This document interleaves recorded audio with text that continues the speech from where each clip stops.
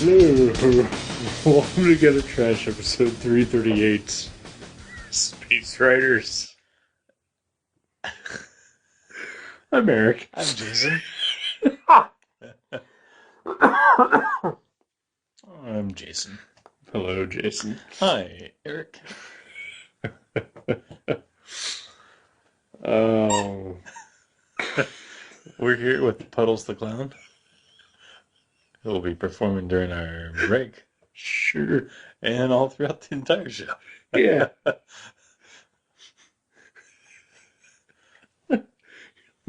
Once we invented Puddles, there's just no turning her off. Nope. No, that's Edna the dog. Yes, it is. She's we've been waiting for maybe 45 minutes for her to calm Roughly. down. Yeah. And it's not gonna happen. No. Well, this is calm relatively. This is as calm as she has been All right. since I've been here. Yeah. Yeah. So we'll see how that goes. Yeah. This is my fault. No, it's Well, I mean, we easily could have done this at my house. yeah. And I said, you know what? I haven't left my house today. I feel like getting out. Right. Well, I didn't really feel like leaving either. I'm in my PJs. Well, sure. So, But, had I to mean, wait. it's the witching hour of 9:30. Right. Why would I be dressed like an adult?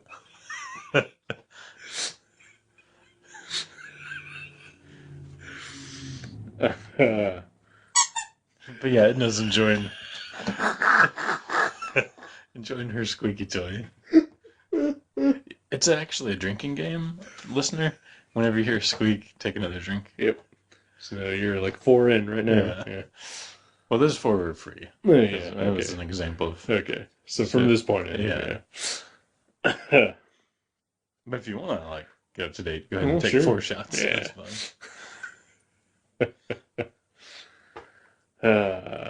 So in case you couldn't hear, the book we're reviewing this week is Space Riders That's by right. Fabian Rangel Jr. and Alexis Zirit. Did you just make up those names? I did not.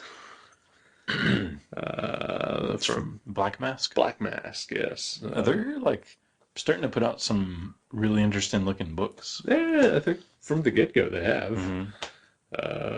This is the only one that I've been truly interested based on just, the artwork. Right. Because it's all kind of crazy, psychedelic, Kirby, esque, Yeah. with a little bit of like some Paul Pope and Definitely. some I can definitely see Paul Pope in there. and some European influences for sure.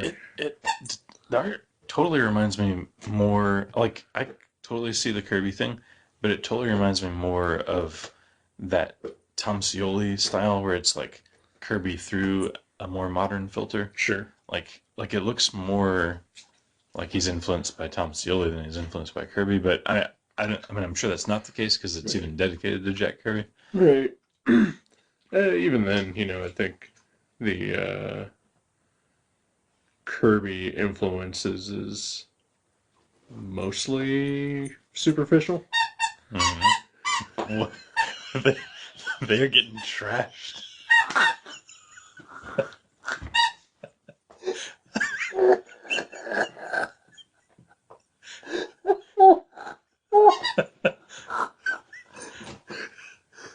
Oh man.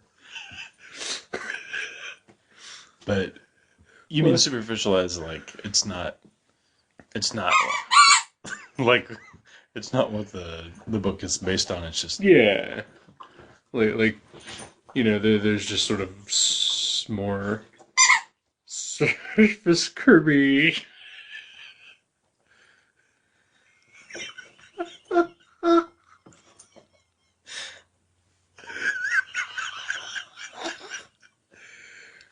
Oh. Why don't people take us more seriously? it's because I'm in my PJs. I think that's what it is.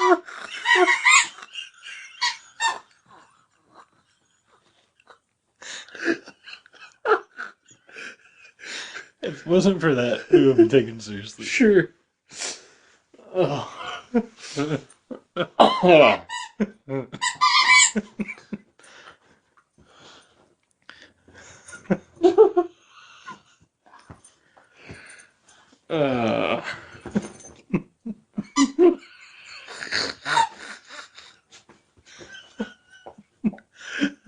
We should have totally taken part in the drinking game. This would be so much more fun. But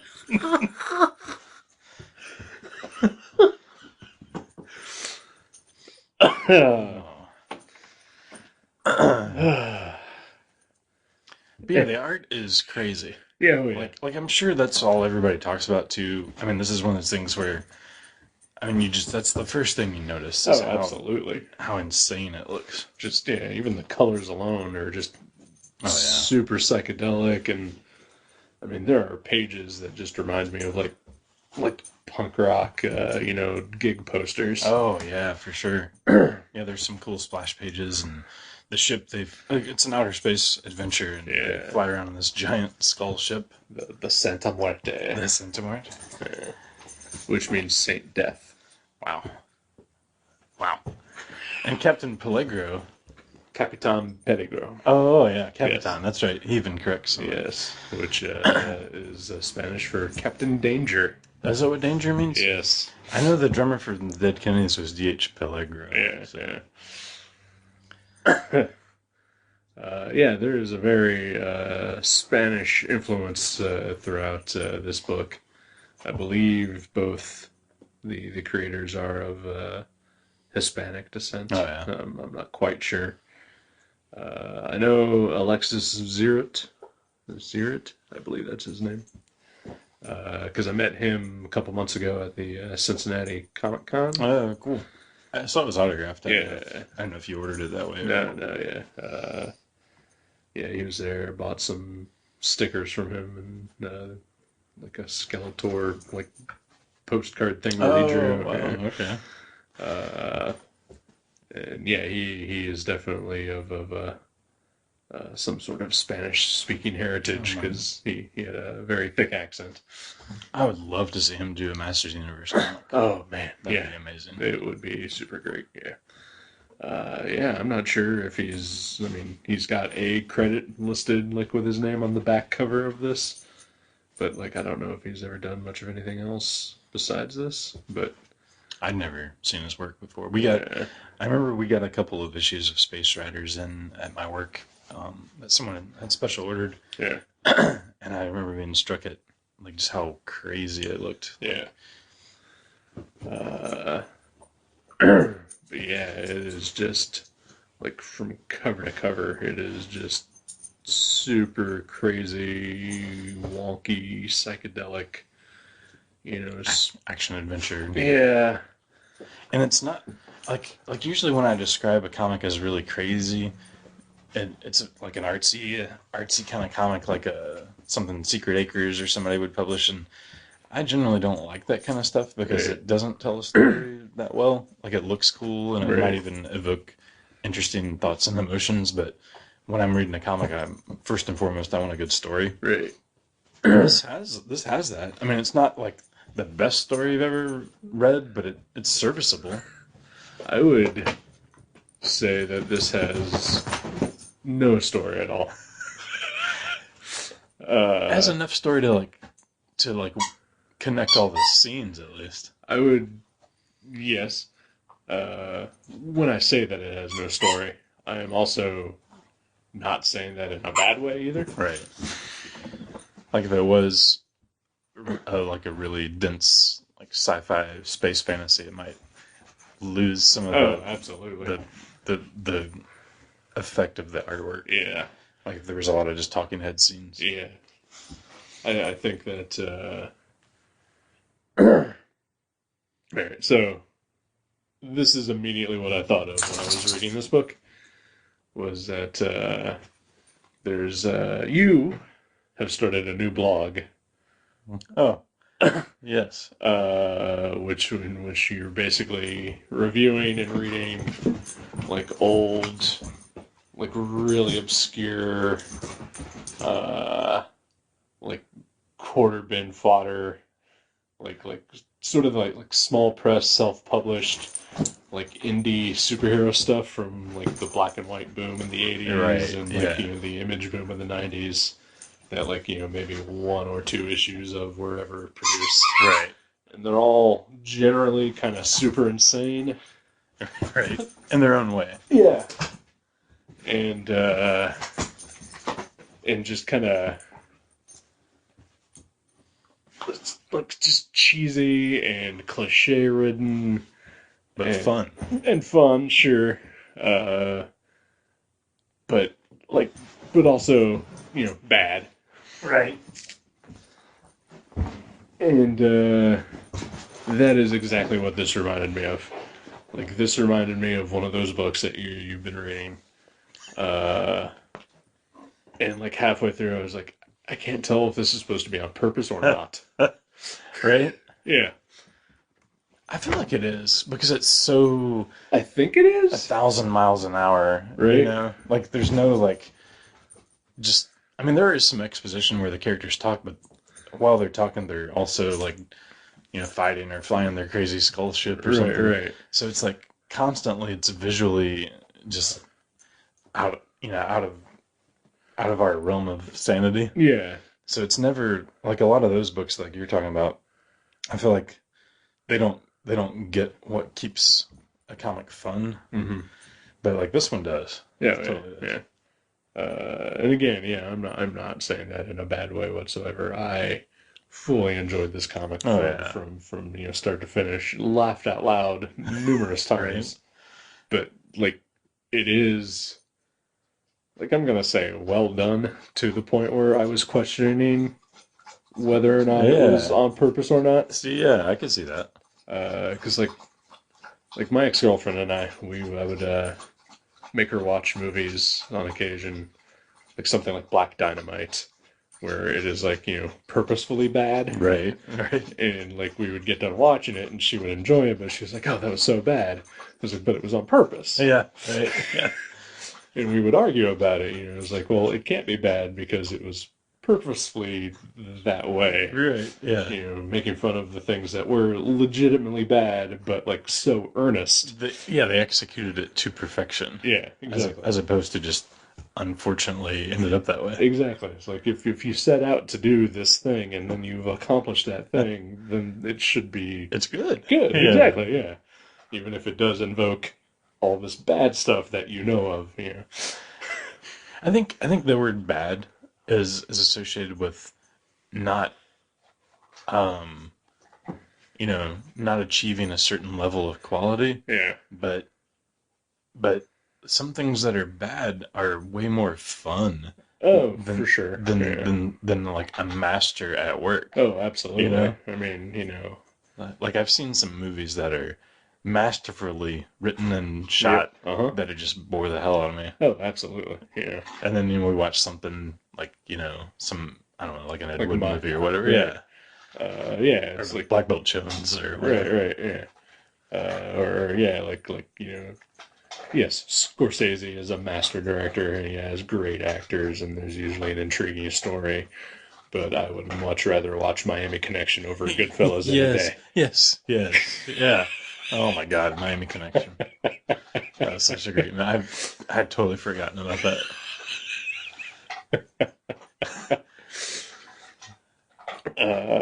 And yeah, so I think this is hopefully the comic book equivalent of that, I think so. or of a Black Dynamite compared to that, right, where it is purposefully trying to be just over the top and cheesy, which is honestly not a thing that you find that much in comics. No, yeah, like maybe like aphrodisiac and like a few things like that, but most of them, yeah, they either take it so seriously or it's something like the Tick or something where it's making fun of a specific genre, right, or toying with it or whatever. But this is more like reveling in it, right? Yeah. And the fact that I don't think it is expressly a comedy, like it's hilarious, but like I don't. I could see a kid reading this and being like, exactly, yes, it blows you away with the action. Yes, you're like, that's the most amazing thing ever, and then you read it 20 years later and you're like, oh my God, right? It's like the original Batman TV show, or like the Flash Gordon movie, right? Yeah, like when you're a kid, you watch Flash those. Gordon movie is a great example of what this invokes. Yeah. Because I think that it is definitely a sci-fi like adventure first. That they are also just culling comedy from like all the tropes and the cliches that you expect with it, Right. and just going so over the top with it, and your dog's gonna bark here in like 30 seconds probably. I'll let her out. All right. There you go.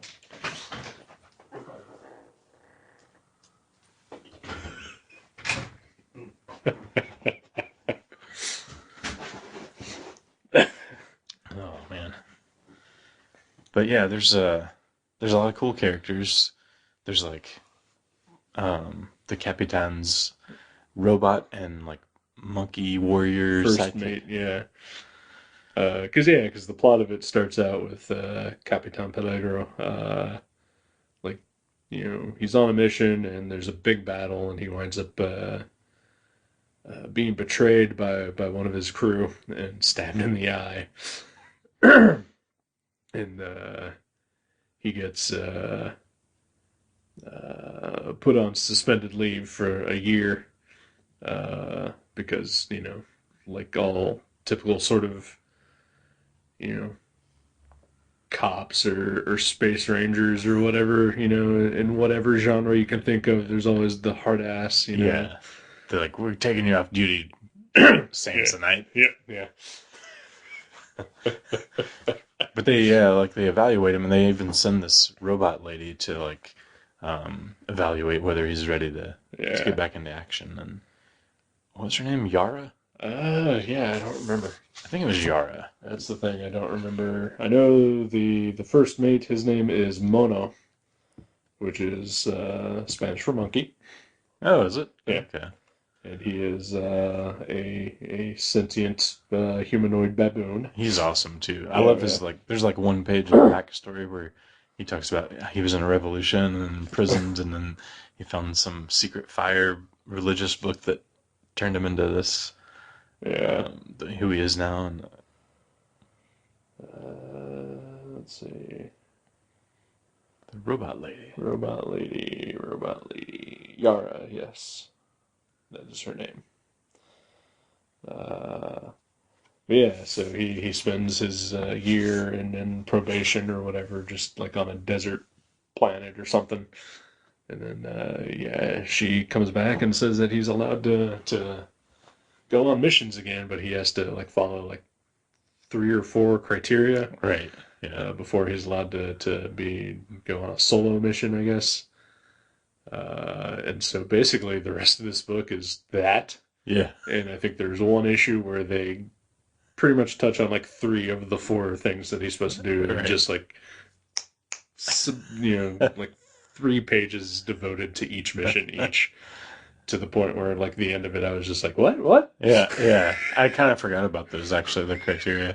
I just thought it was more crazy adventures. Like he meets this kind of green lady, Red Sonja, Barbarella kind Right, of yeah. sexy heroine. Yeah. He ends up making out with, all Kirk style.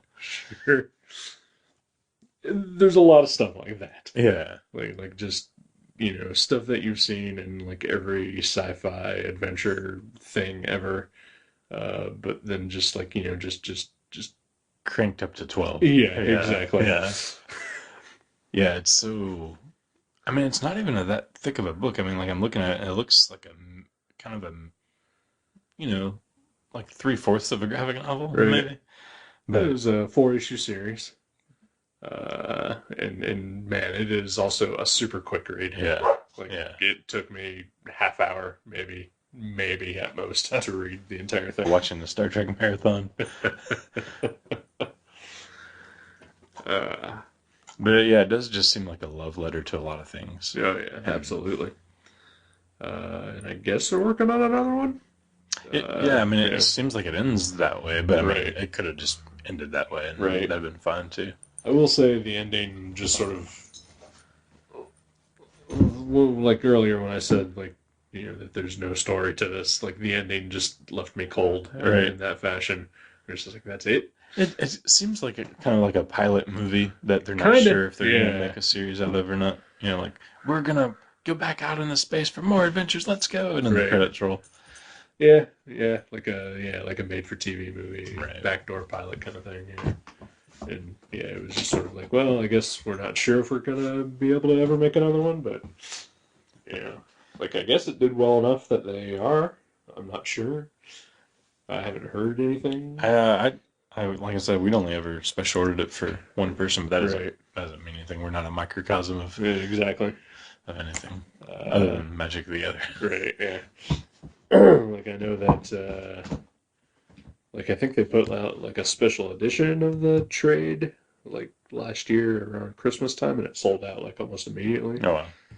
And I feel like the single issues went to like multiple printings. So Yeah, I think one of the because in the back of the trade there's a pinup gallery, right. and one of them is like a second or third printing of one of the books by the actual artist. Zurich is that his name? Yeah. Yeah, and yeah, there's some great variant cover pinups in the back too. Oh yeah, absolutely.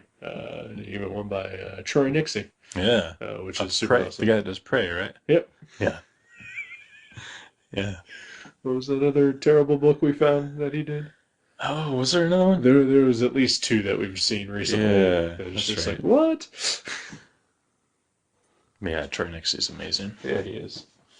I'm looking forward. He's currently doing a story in Dark Horse Presents Black Serenity or Oh, Black really? Serenade, something like that. Well, that's awesome. Maybe that's I think Black Serenade is a Slayer song.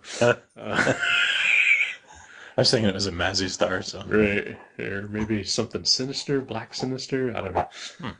But it's him and Kara Andrews who's writing it. So hopefully they put out like occasionally like Dark Horse Presents will put out like a one shot with like their Right. stories like that. Hopefully they do that because I definitely want to read new Troy Nixie work. Oh yeah. No, he's awesome. But yeah.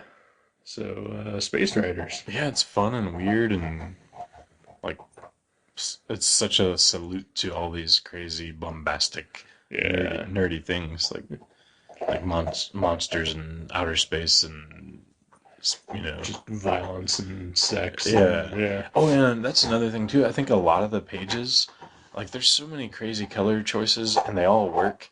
Yeah. And like so many of these pages could just be like a poster. Right. And, Like it's a blacklight comic book. yeah, it does look like the entire thing could be blacklight posters. But I mean they're so well designed Oh yeah. that, there'll be like, a few panels and the bottom of the page has like no background or panel borders, but it'll be a character Right. and it'll just be like that entire character will be pink for no reason. Yeah, But it looks amazing. Oh, yeah. And it works in unison with all the other panels so well.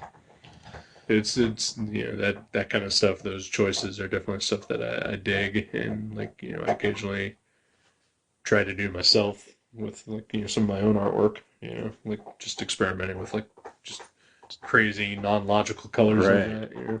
And like even there's like that kind of distressed look to a lot of the pages purposely, so they look aged. Yeah, yeah, Yeah, that's awesome. yeah. It is very much like a Silver Age sci-fi comic on acid. Right.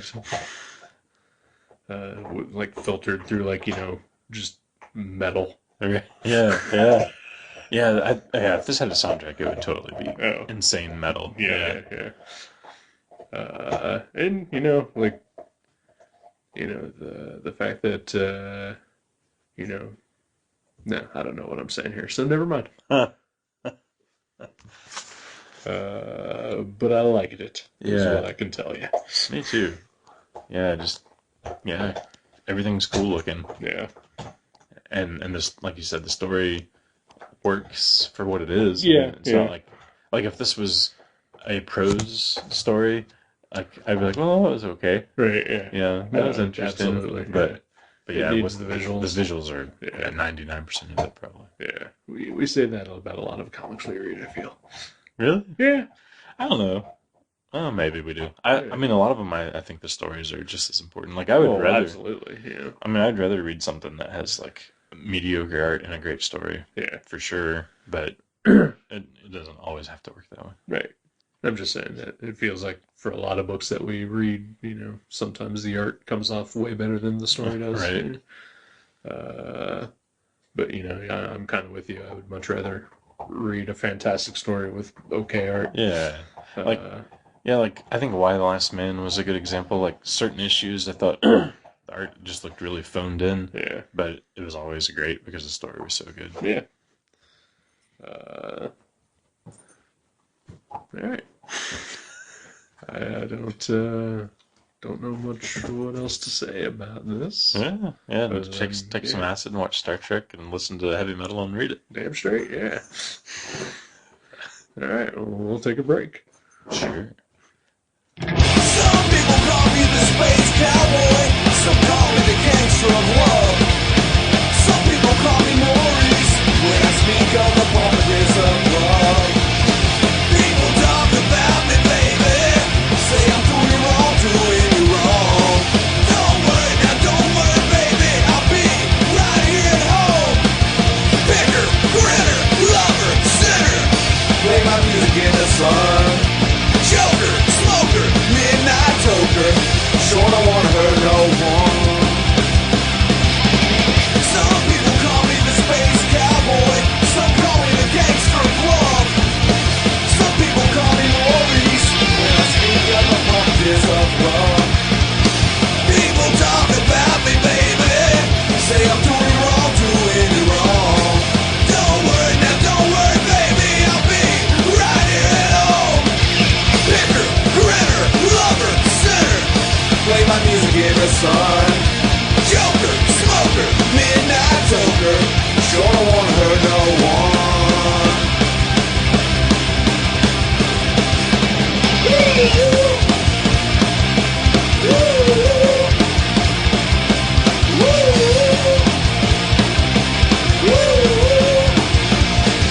You're the cutest thing that I ever did see. Really like your pieces, wanna shake your dream.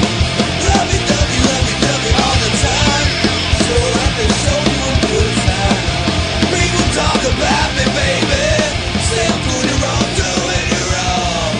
Don't worry, now don't worry, baby. I'll be right here at home. Hey, welcome back. Hey. Yeah. Yeah. It kind of reminds me of like those scenes in movies where a character is sleeping in the jungle and they just hear all these weird sounds. Right? It's like all my animals doing their weird things. Like we were waiting to record and my cat even like walks through and he has this. I mean, he's like 117, so he's dragging one of his feet behind him and it's just like scraping on the tile. And Yep. it's just all these weird animal environmental sounds. Right. Edna just, she finally calmed down a little bit, hopefully. Yeah. But, still just continuously making gross mouth noises. It's an ambiance.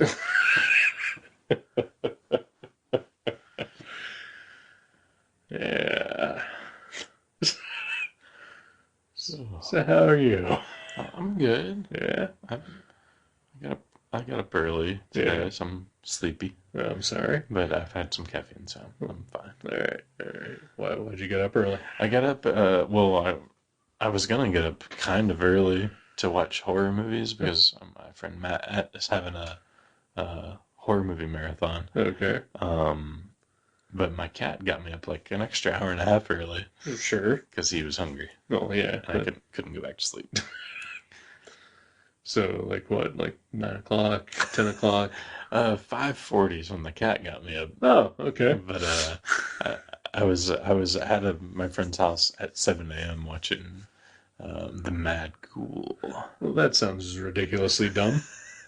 Well, it's like the Space Riders. It was dumb in a fun way. Well, the whole getting up early to watch a horror movie part Well, is mostly what I'm referring to as ridiculously dumb. there's something about watching a horror movie like before the sun even comes up. Yeah, because it's dark now at 7. I like that. It's kind of nice. The Mad Ghoul was moderately decent. Yeah. But then the second movie, because I stayed for the second movie because I had to be at work at 11. The second movie was Suck, which was a pretty good, like, fun. Adjective for the movie? No, it was okay. no, it was like a comedy horror and vampire movie, and starring a lot of rock and roll legends like Alice Cooper, Henry Rollins, Iggy Pop, Alex Lifeson, Moby. I've never heard of any of them. I think they were all in the Graham Tucker solo band. I don't even know if that's a real person. If it's not the four lovable lads from Liverpool, I don't want to hear it. And I am talking about The Monkees. Bono, Oh, The Edge, Adam Clayton Jr., and that other guy. isn't I forget the other guy's name. I listened to a podcast about you too, and I don't know. That was a reference to that podcast for Joe, who won't listen to this. Well, that's good. Yeah. Yeah. Seems well thought out. Uh-huh. Like everything else I do. Oh, we do. So there's no more drinking game going on. Hopefully our listeners are sober enough to. Right. Well, there was a stretch where they probably all had to be rushed to the emergency room. Right. So that was ridiculous. Yeah. Yeah, like none of those were human-made noises. Nope. We weren't trying to like do that for comedic effect. That was all Edna. She's clearly the best comedian here. Yeah. She's kind of like an Andrew Dice Clay. Just not for everybody. Right? And also incredibly offensive. Yeah. Right. Yet capable of Oscar-winning performances. Well, sure. Like Ford Fairlane. That's the one I was thinking of. Yeah. What was he was in a Woody Allen movie a couple of years ago. Was it Blue Valentine? Blue Valentine. It's not. Is that a Woody Allen movie? Yeah. Okay. I think so. Maybe I'm thinking of something else. Isn't Blue Valentine a Woody Allen movie? I don't know. Maybe not. I don't know. I don't try to support Woody Allen in anything. Blue Jasmine. That was it? That was it. What was Blue Valentine? Blue Valentine, I think, was like the super depressing movie about divorce. Oh, okay. With Ryan Gosling and somebody else. Yeah, okay. I never saw that one. Yeah, it's the Jasmine. And then I was also thinking Blue Velvet, which is something completely different. That would be weird to see Andrew Dice Clay as Frank Booth. Well, someone needs to be now. Well, it's a remake. Yeah. I don't know if there's going to be a remake. I wouldn't be surprised. There'd better not be a remake. Unless it's a comedy. I would see that. Like if there's a comedy remake, that would be awesome.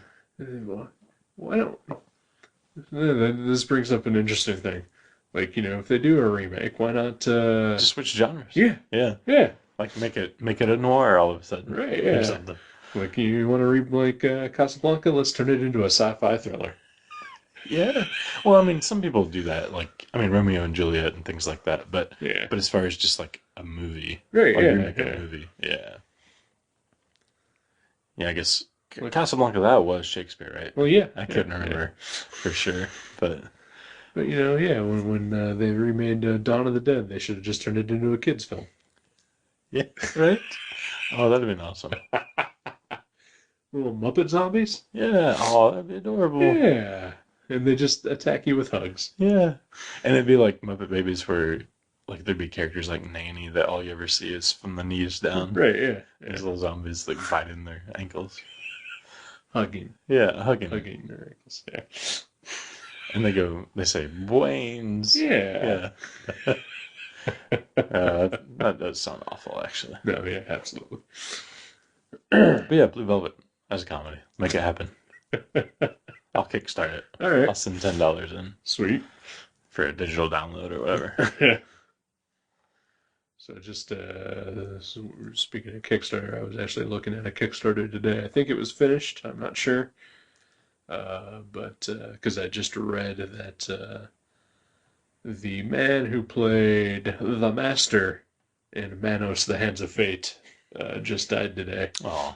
But apparently the sequel to Manos, The Hands of Fate, which was a Kickstarter thing, I guess he actually appears in that. Oh, nice. It was, I believe, kickstarted by his daughter, who was also in the original movie. She was the little girl.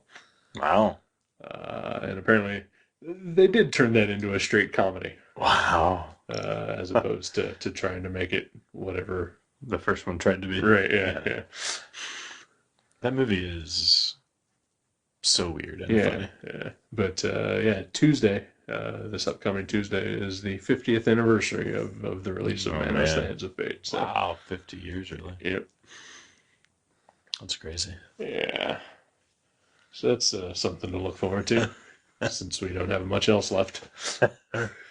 I don't know what you mean. Yeah. Yeah. So it seems like every episode now, they're like, since we are mostly bi-weekly now, Mm-hmm. it seems like the off weeks or just before we record a new episode, one of us goes to a comic convention of sorts. Oh yeah, that happens a lot. Yeah. Yeah, And that happened to you yesterday. I did. Yeah, I worked there. Sort of. Sort of. Oh no, yeah. I started to say I worked there for Mavericks, but no, I wasn't. I was working there for myself.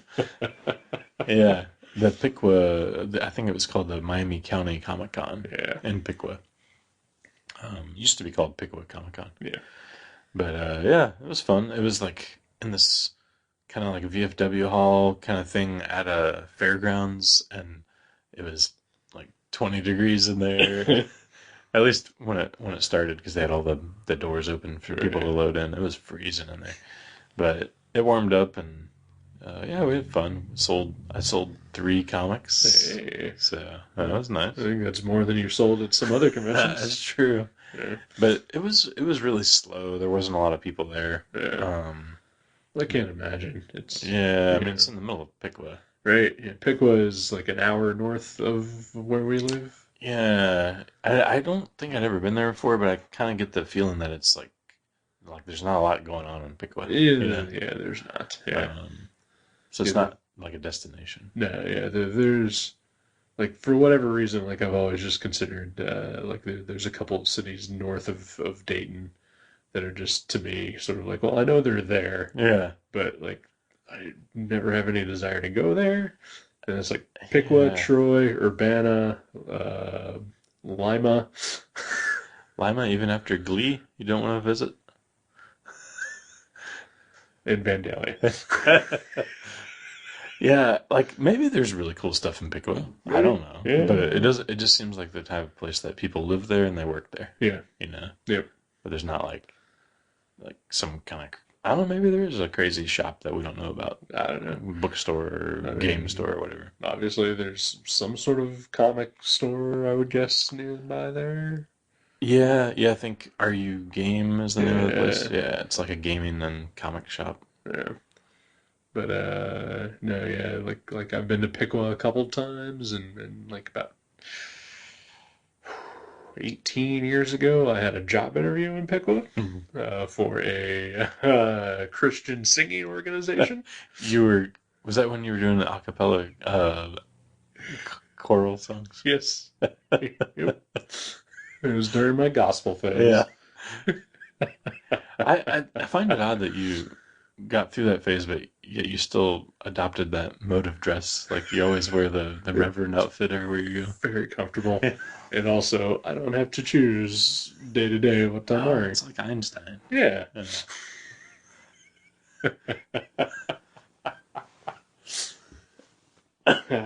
No, it was graphic design work. Yeah.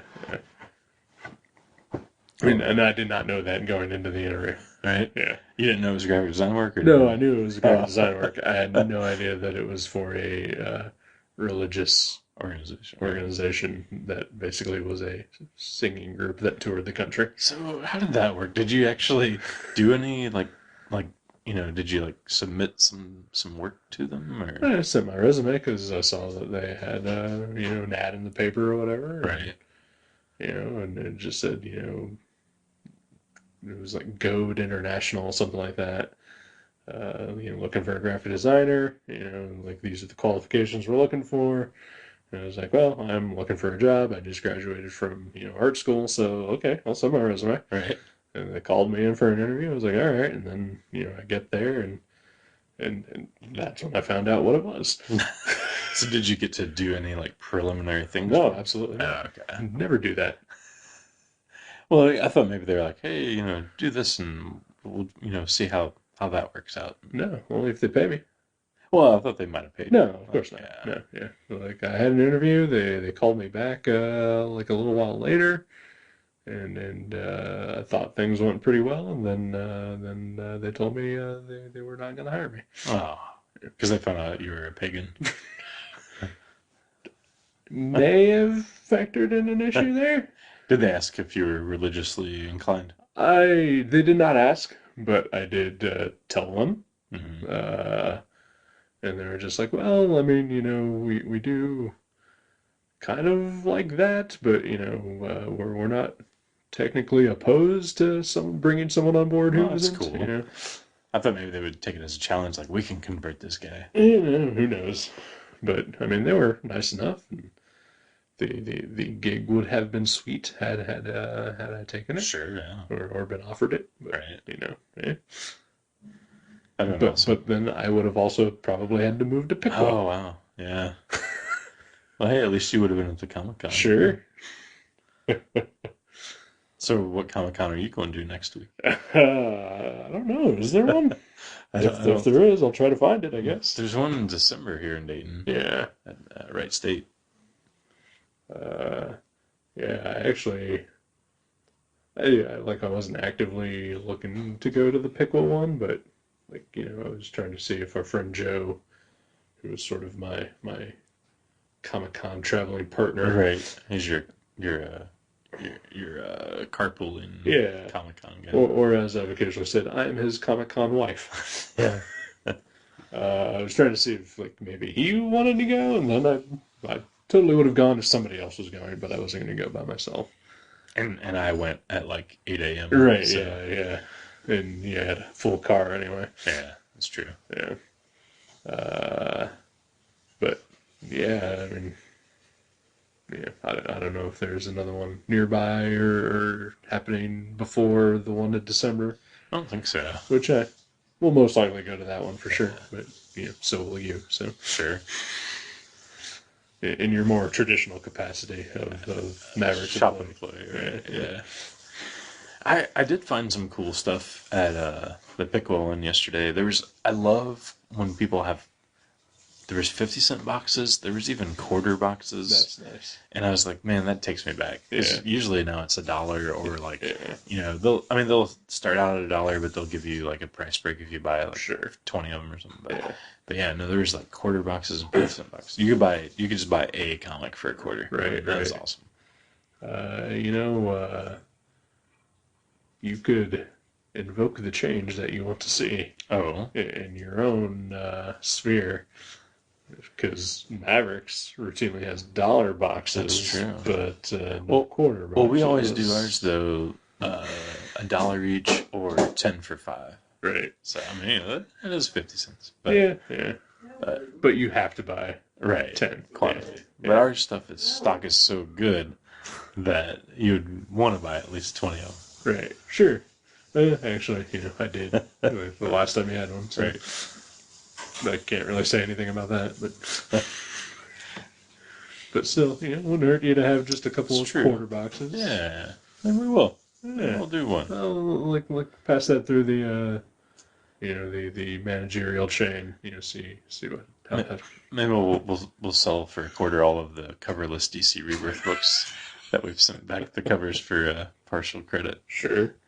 That's not illegal, I don't believe. Yeah, nah, not at all.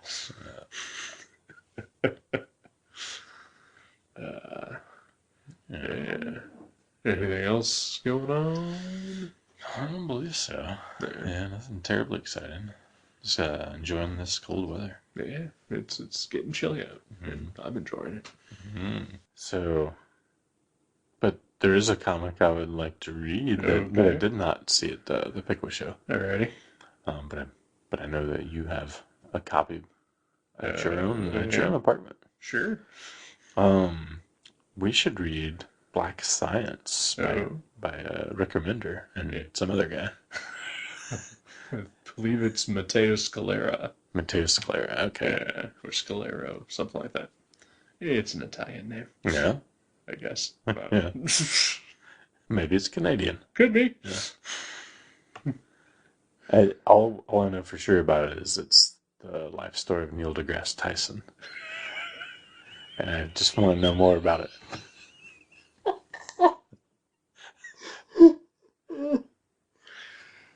Oh, I feel like that should be offensive, but I just don't like Neil deGrasse Tyson. Oh, So I love him. I do not. Really? Yeah. I like the guy. I do not understand his appeal. Oh man, he's so relaxing to watch. Ooh, he is just a giant no humor nerd on the internet. Really? Oh yeah, like On a show sometimes he's funny on Cosmos. yeah. All I know is every time like there's a movie, like any movie that has even the slightest bit of science fiction-y tinge to it, like he just goes on rants about how, well, that's not possible. I was like, yeah. It's like if he read Space Writers, all he would do was talk about how it was just totally implausible. Well, you know what's funny is like on Cosmos, he flies around in a spaceship. Like, you know, CGI. Well, sure. Yeah, I'm sure he had to make sure that it was all scientifically plausible to the CGI designers and, you know, the animators. Yeah, no, I just think he's kind of a humorless turd when it comes to just, you know, enjoying life. Right. He's just mostly obnoxious. Well, And also, again, I do not understand his appeal at all whatsoever. really? Yeah. Oh man, I find him enjoyable. Like I do, yeah. Like just for the last couple of years, people have just been like Neil deGrasse Tyson. I mean, he's not in my top 10 favorite people or anything. Well, sure, but, I'm just saying. But I've watched maybe like 6 or 8 episodes of Cosmos with him hosting, and I've enjoyed him. Man. He explains things pretty well. Okay. You know, like things that you don't quite understand because the concepts are huge, and he breaks it down pretty well. Yeah. But we'll find out more about it when we read Black Science. I was sitting there wondering for a second, how did we get onto this topic? Because I don't know how to make a reasonable joke. Yeah, well, it's been true all your life. So, It's true. Yeah, Image Comics, Black Science, Yeah. Rick Remender, Matteo somebody. I'm assuming the first trade's worth is what we would be reading. Sure, that sounds fair. Is it 5 issues, probably? I have no idea. It's probably one of those $10 5-issue trades. Could be, I guess. I don't know. Yeah, I know it's up to issue like 27 at this point, so Oh, wow. Yeah, so let's probably not do that. let's not read all of them. Okay. Well, I mean, you know, if you want to keep going, Well, however sure. many you want to read. I mean, you know, I've been collecting it monthly for the last 3 years or whatever. I should probably get around to reading them. Right? What if you find out you hated it and you wasted all your money? Well, then I guess Mavericks is going to have a bunch of stuff. Yeah. Right. I'll trade them for some Pokemon plushes. Sure. You can have your own Snorlax. Yes. Yeah. Yeah. All right. Well, we're gonna go now that all is quiet on the front. Yep.